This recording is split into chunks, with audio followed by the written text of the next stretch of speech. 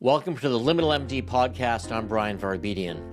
In this episode, I'm joined by Alexandra Sifferlin of the New York Times, and she's the author of the new book, The Elusive Body. We talk about the hidden crisis of misdiagnosis, why doctors still struggle with uncertainty, and what patients get all wrong about how the process of diagnosis actually works. This is a big conversation about the limits of medicine, the mythology of the doctor, and what may remain stubbornly human as AI makes its way into our clinics. I hope you enjoy. Alexandra, welcome to the Liminal MD podcast. Thank you for having me. As a physician and as a caretaker, I really love this book. I think it takes one of the most fundamental acts in medicine, which is diagnosis, and treats it less as this really settled territory and positions it as something a little bit more fragile and contested, which is really amazing. Oh, thank you. I'm thrilled to hear it.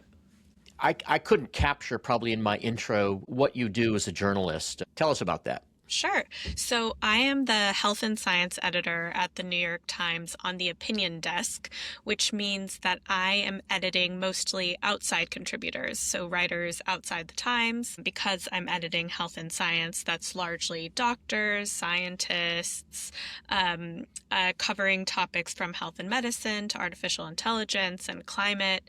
And I also edit some of our in-house writers when they cover health and science topics. So you know how to handle doctors then? Yes, very familiar with doctors of all types. I can see that in the book.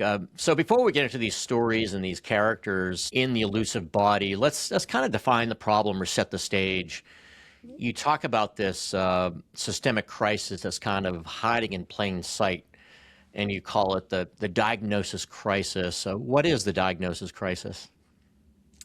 Yes. So in 2015, the National Academies of Sciences, Engineering, and Medicine came out with this report where they concluded that every person or every American will experience at least one diagnostic error in their lifetime, sometimes with devastating consequences.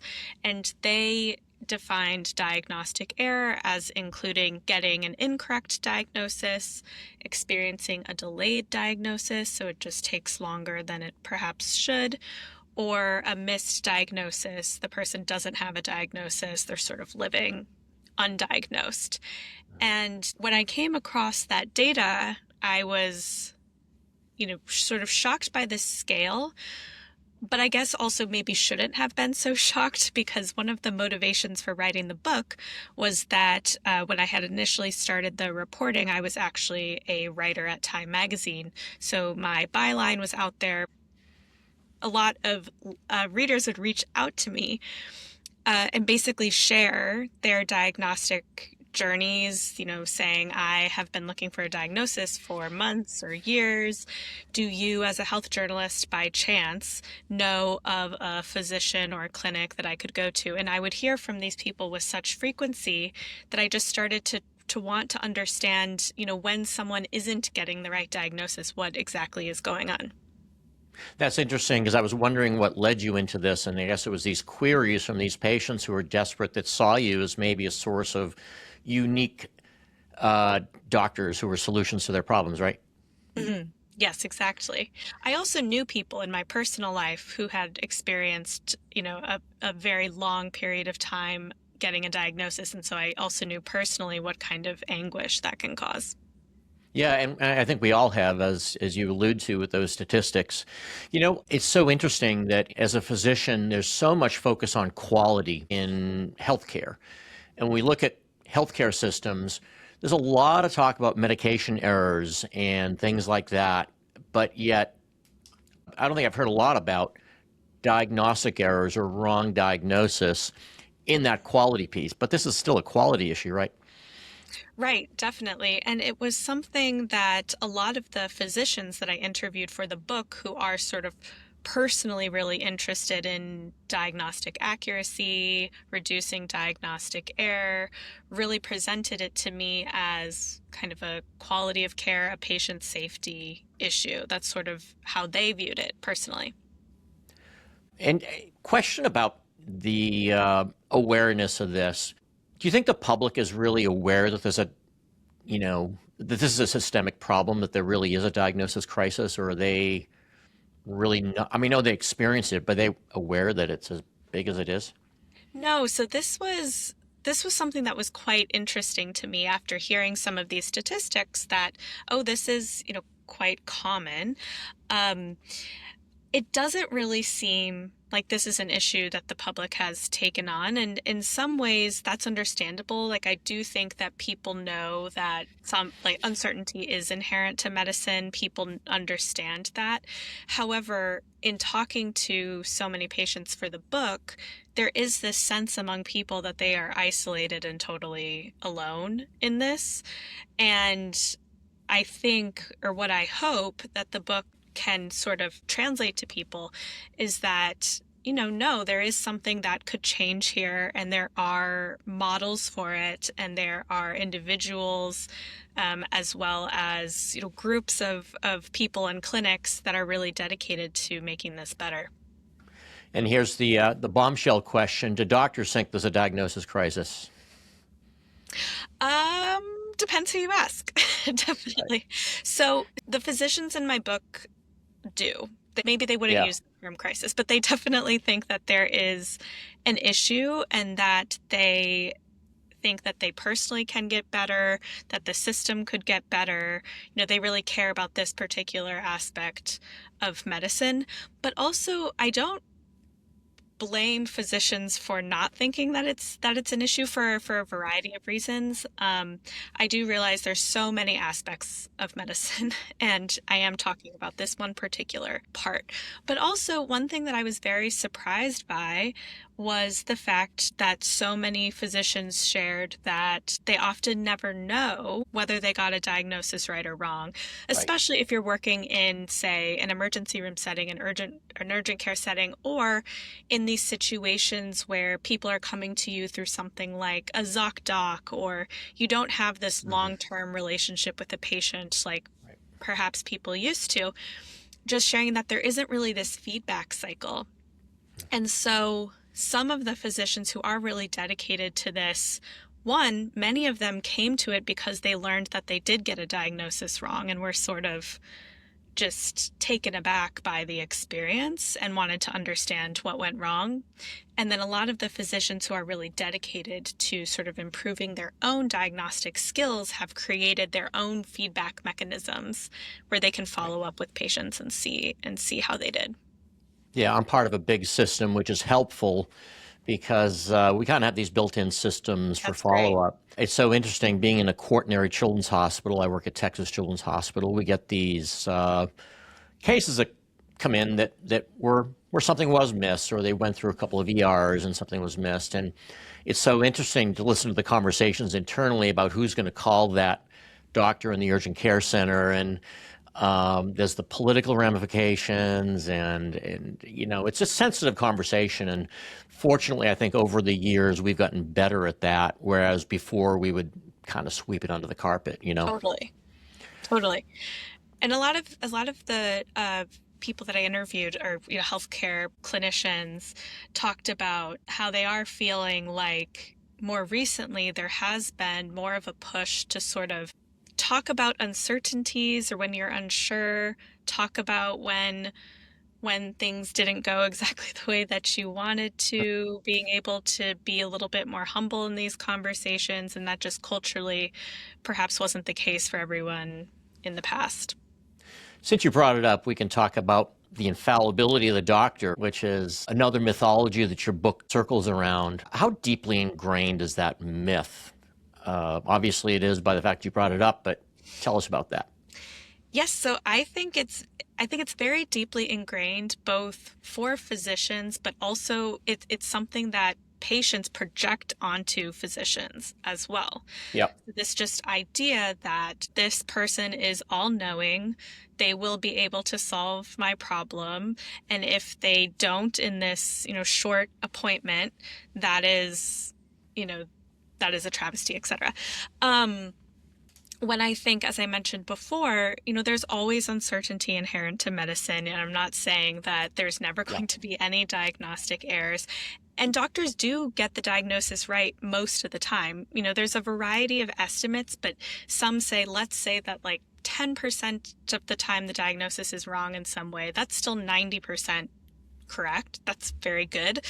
But still that 10%, there's room for improvement. But I think it's also difficult on the physician side to admit that you're still a work in progress, that there is, the diagnosis does feel like an essential part of what a physician does. And so I do think it's challenging in a similar way that it might be for me as an editor to be told, like, that piece you published, that could have been better. You're like, that's what I do, is make Right. is make writing good. So it's difficult, it's challenging.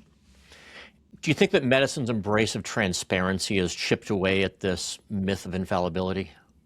I think so. I'd like to think so. I mean, I have found that um, a lot of doctors who are very sort of interested in this, part of what they take on is this transparency, is, this way of showing the diagnosis by, or trying to teach diagnosis to younger physicians by talking about more Yeah. what's going on in their mind, including, I'm seeing this, these symptoms, and I'm actually a little bit not sure, and actually articulating these moments of some uncertainty. And I think that's really seems to be really helpful.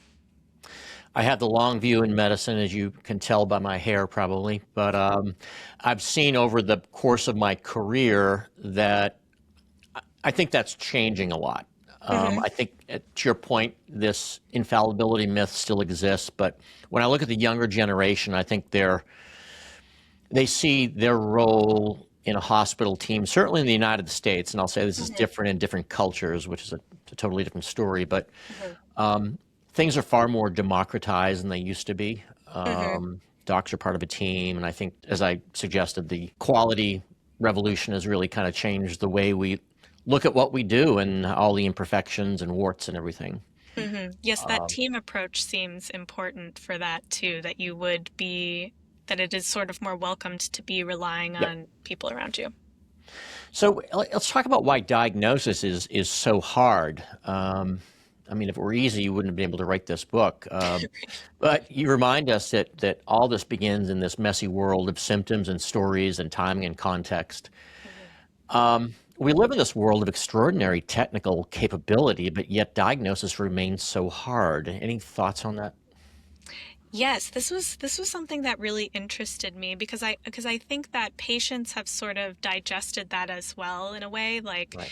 it can feel so much more charged to not get an accurate diagnosis now because you have seen how far medical progress has come. Right. So when you are someone who falls into this maybe undiagnosed category or what have you, it can feel just like, am I personally at the edge of medical knowledge? Like, what's Hmm. happening here? But some things have just always remained true. The body is this dynamic system influenced by genetics, environment, experience, and all three of those things can change on an individual level and on a population level.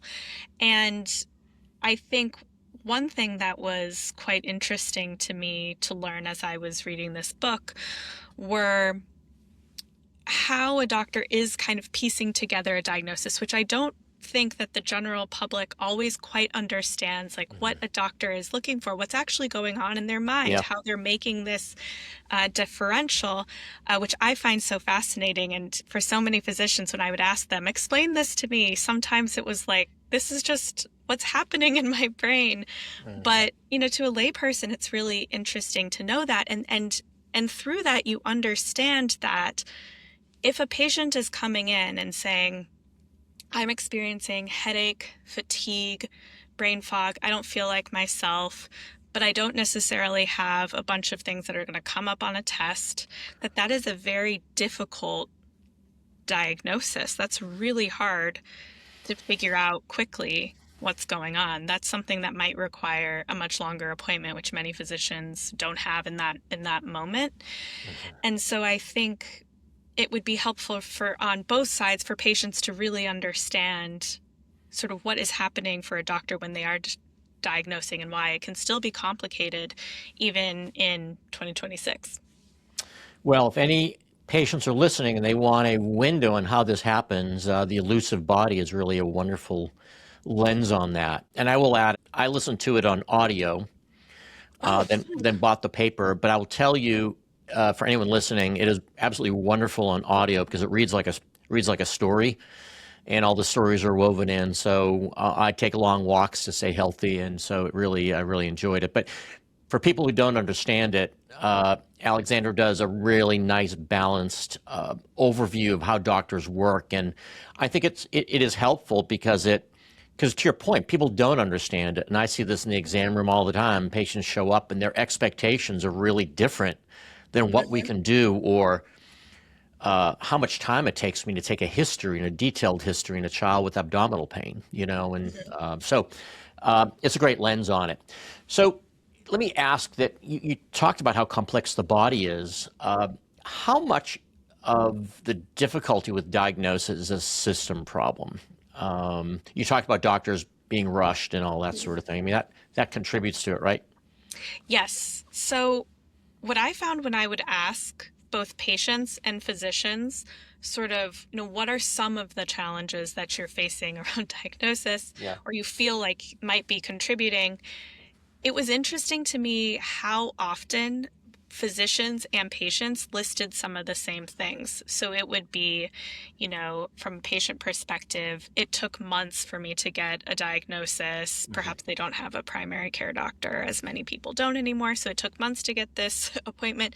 I get to the appointment, it feels incredibly rushed. And, the experience just feels very inhumane.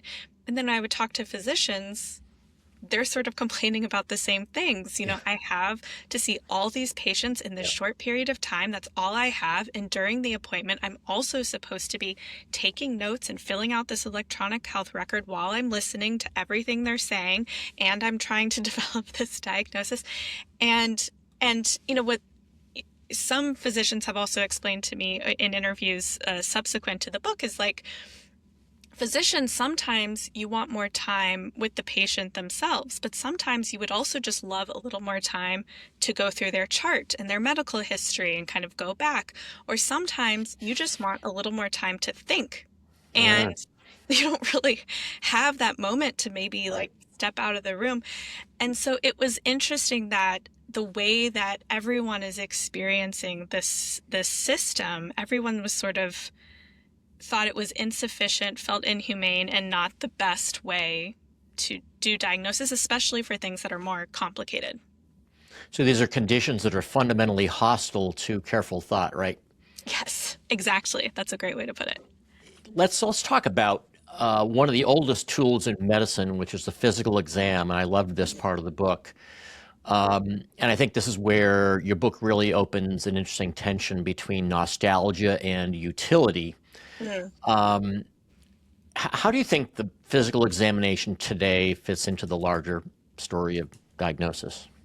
Well, so one thing I found quite interesting is I know that there are elements of the physical exam that perhaps should and have been rethought, re-examined. At the same time, it was very interesting for me to learn from physicians about just how much you can still glean from a physical exam, especially a good one, if you really know what you are observing and what you're listening for and what you're looking for. And this idea that sometimes with all these incredible technologies, you want to use them. You want to use ultrasound if it makes sense. You want to use these. However, it can become a situation in which a physician is kind of leaning on the tech to tell them what they could already glean from the patient and just from the physical exam, which would obviously be less costly, etc. And so to me, it seems like the best version is figuring out the right balance. How do you balance some of these traditional methods that are still quite good with the technology to perhaps be even more accurate or, to help you with what you already think is happening, to help you determine that. Yeah, and I'll concur that there are things I find in the exam room with the child that are unexpected, and so, but I'll also tell you that if we take the example of appendicitis in a child, when I started my career and when I went to med school, we were taught in our surgery rotations how to diagnose appendicitis and peritonitis with our hands. And there was a famous book called Cope's Physical Diagnosis, which was what the surgeons learned how to, how to examine the abdomen. As the ultrasound and as CAT scan emerged, it kind of became the standard for diagnosing appendicitis. And what was so funny was the surgeons had a hard time with this initially, and they would always say, we can do it with our hands, but we're going to get the CT just in case. And now what happens is they'll get the CT before they even come to the ER, which is, it's sad in a certain way. But as I always like to say, as a pediatric subspecialist, if my nephew drops in to a small ER in the panhandle of Texas with an adult ER doctor, I probably want the CAT scan, not their physical exam, right? Sure. Yeah, that makes sense. Same thing could be said for the stethoscope. You don't bring this up in your book, but there's a lot of interesting data on the diagnostic accuracy of the stethoscope, which has sadly been turned over to the echocardiogram.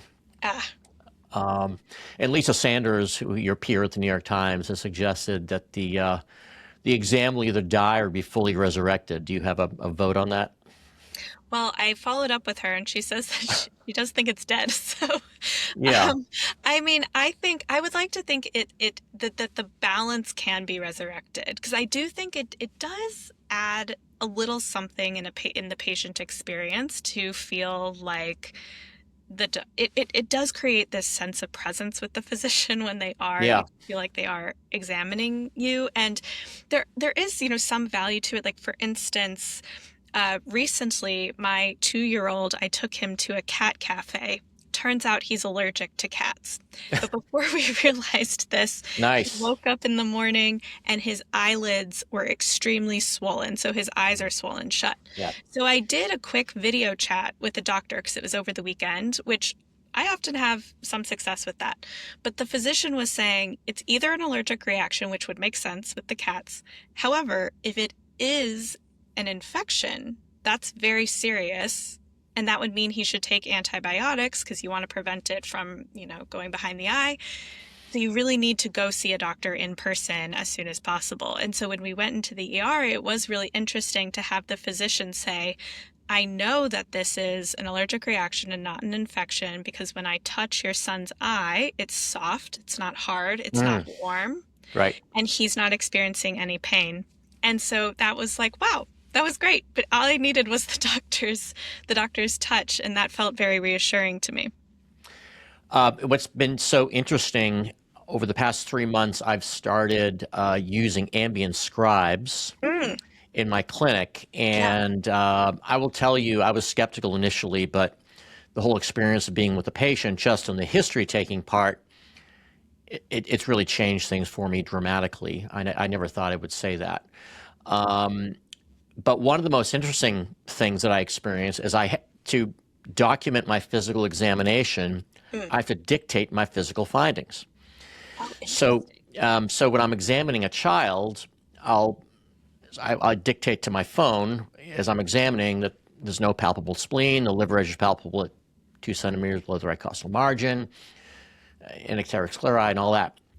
And it's led to so many conversations with parents, and it's almost contributed to this aura that you talk about, because previously all that stuff had been in my head, but here I am vocalizing it, and it's really changed the dynamic between me and a patient in kind of an interesting way. Yes, because I think, it's interesting for lay people to understand what a physician is doing and gleaning and how they're thinking about it, because you really don't have that much insight into that usually.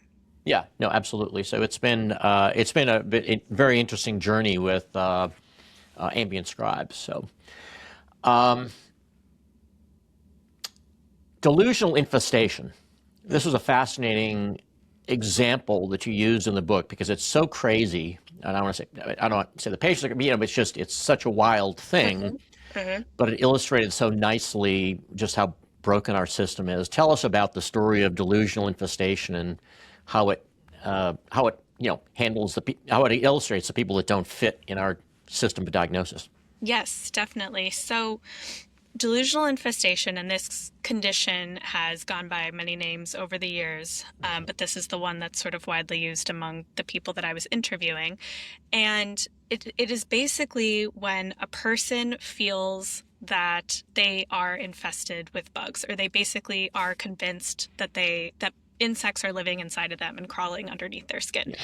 So what was fascinating to me about this was that these patients end up presenting at entomologists' offices Hmm. most commonly because they assume they don't have a medical problem. They have an insect problem.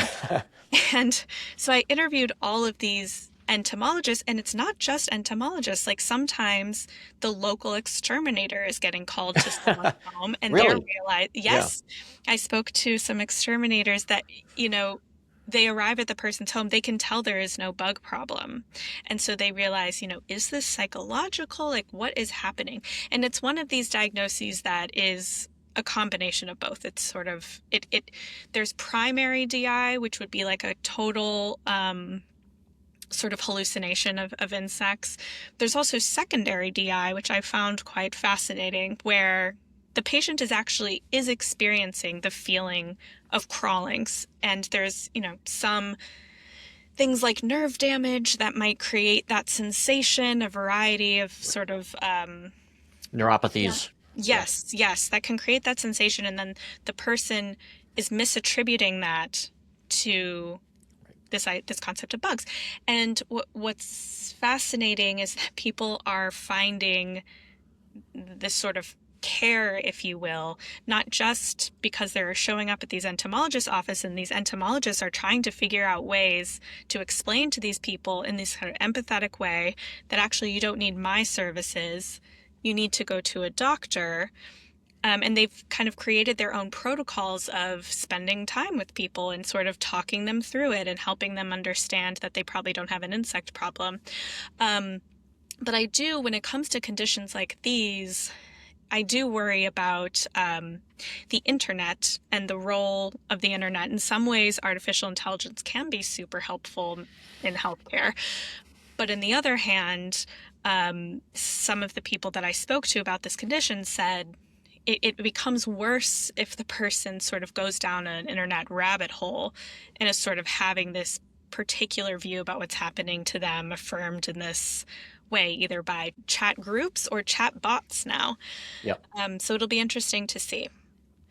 Yeah, and we face these patients sometimes, and to your point in the book, we really don't have a place to send these kinds of patients. And Right. so in children, we'll see kids with unexplained pruritus or itching or perianal pruritus. It becomes this cyclical thing that we don't quite understand. And, Mm-hmm. the psychiatrists really don't do it. And it Right. kind of fits in this weird space because it's Yep. it's kind of an odd problem. Yes. But really an interesting illustration that's brought up in the book that I love. Your book spends some time with Dr. Gurpreet Dhaliwal, and he's Yes. such an interesting figure because he sits, right at the center of medicine's, diagnostic imagination. So tell us who he is and why he was kind of important to the story that you're telling. Yes. So I became interested in him because he is often described by other physicians, journalists, as a master diagnostician, just someone who is incredibly talented at diagnosing people, whether it's something, not rare or something a little bit more complicated. But basically, one of the things that he is known for is he articulates his thinking through the diagnosis. So he will do these sessions, basically, sometimes at medical conferences, where he's presented with a case he has never seen before, and he verbalizes what's going on in his mind how he's, working his way to diagnosis. And he is very, very good at it. I think he would want me to say he doesn't actually get it right all of the time. Right. He sort of pushes back against this idea of the master diagnostician, because he really embodies this view that being an expert at diagnosis means you're constantly working on it. You never fully master it, because you need to keep practicing and honing your skills. So I was very interested in him because he had this reputation as someone quite good at diagnosis, but I also wanted to understand, well, why does he have that reputation, and what does he do, and is that different from what other physicians do? Yeah, and he certainly represents a degree of excellence that most physicians probably don't aspire to, unfortunately, but they aspire to it, but they don't quite get there. I think Mhm. he kind of represents this heroic figure, the heroic clinician, encyclopedic in knowledge and calm. He's Mhm. kind of everyone we want as a doctor, right? It's who we imagine. I guess maybe it's that aura we talked about. Mhm. Yes, no, definitely. He has that when you speak to him. What's interesting, though, is that he says that what he does is far more similar to like a mechanic or a plumber. That's how he Right. views his role, which I found, really interesting.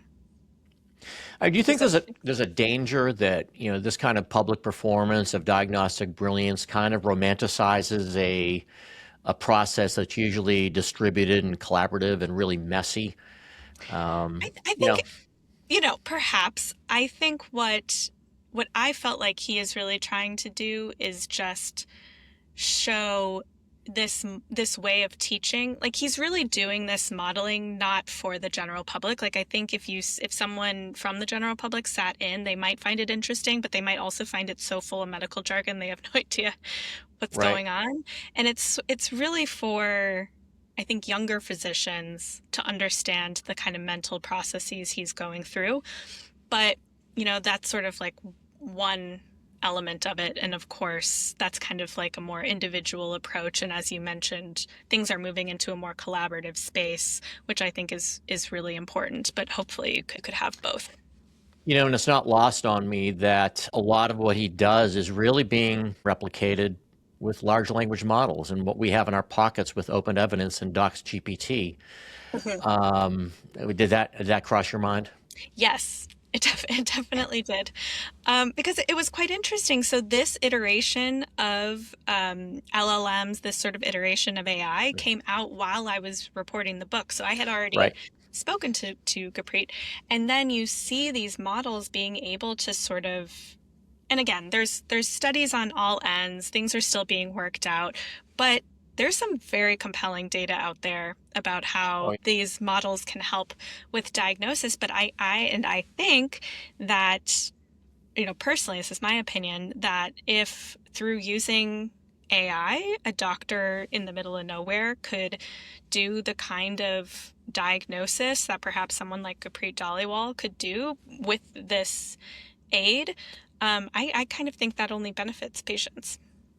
interesting. I had the pleasure of seeing Dr. Dhaliwal do one of his diagnostic performances, and ironically, the program was hosted by one of the companies that's now produced one of the LLMs that's going to Aha. replace that kind of thinking. So it was kind of ironic, Yeah, but just remarkable. And like I said, it's something we aspire to, and I think that was the alert of it. It's like this is a totally.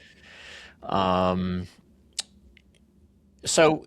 Um, do tools like AI, they kind of threaten the myth of the great diagnostician that we just said?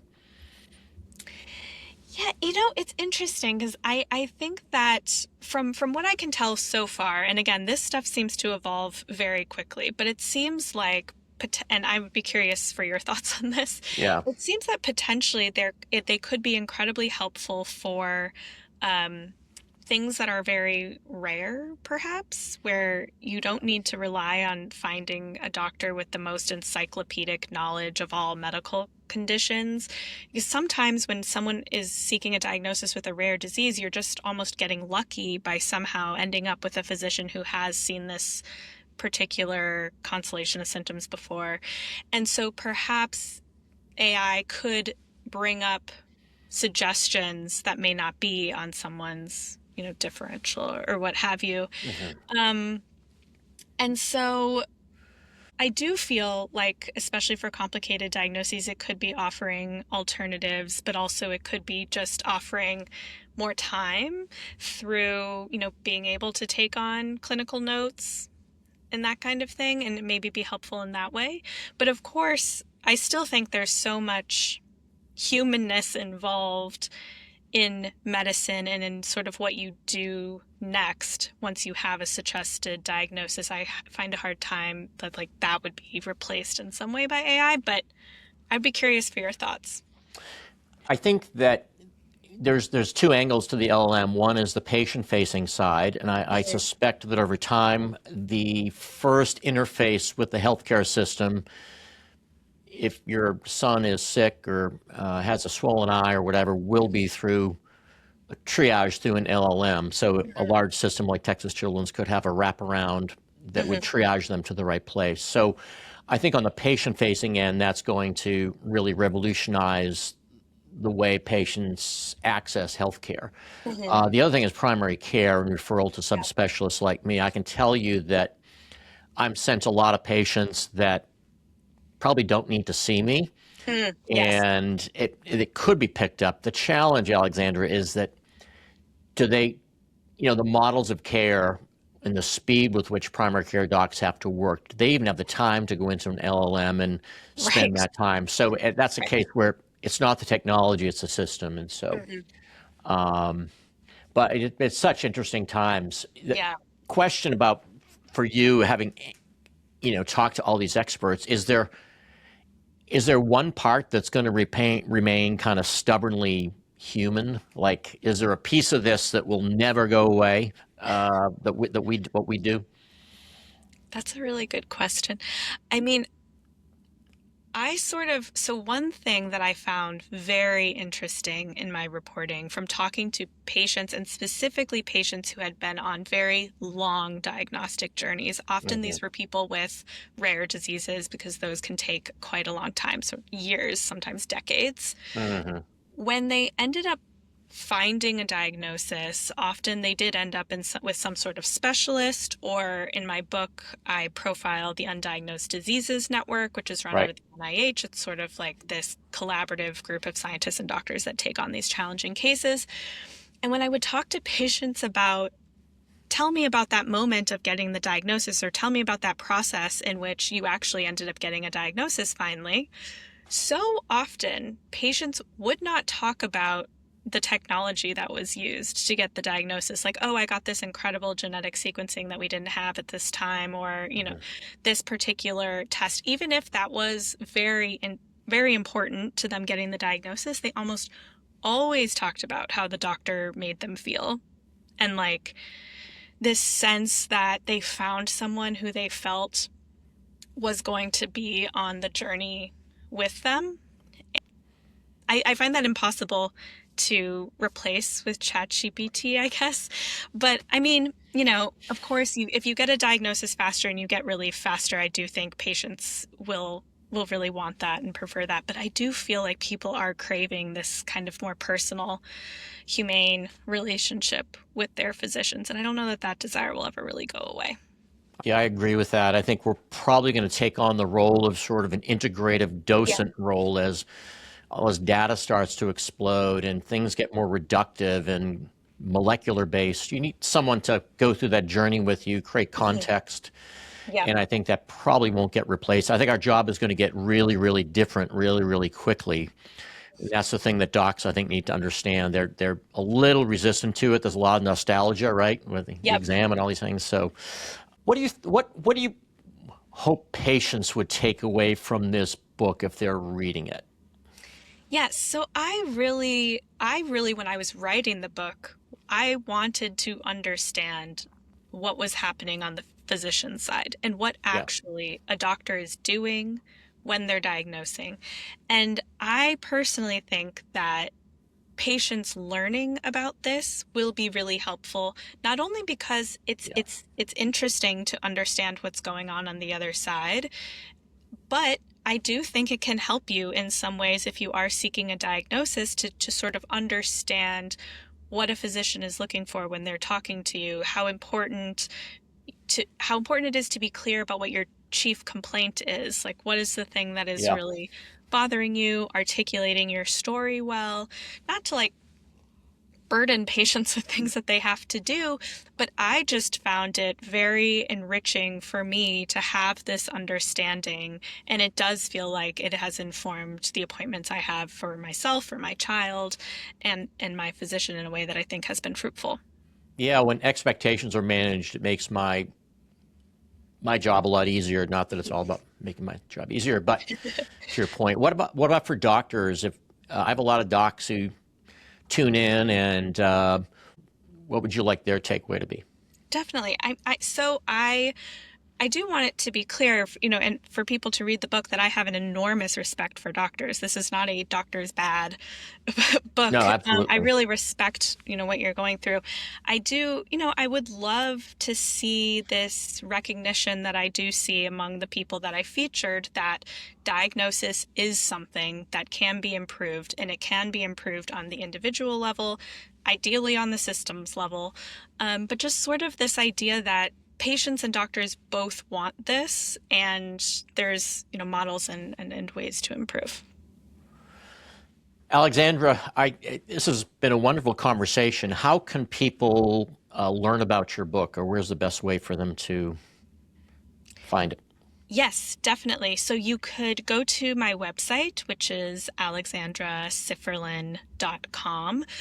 You can also search the Elusive Body online, and it should come up with a bunch of Right. different options at local bookstores and however you prefer to get your reading material.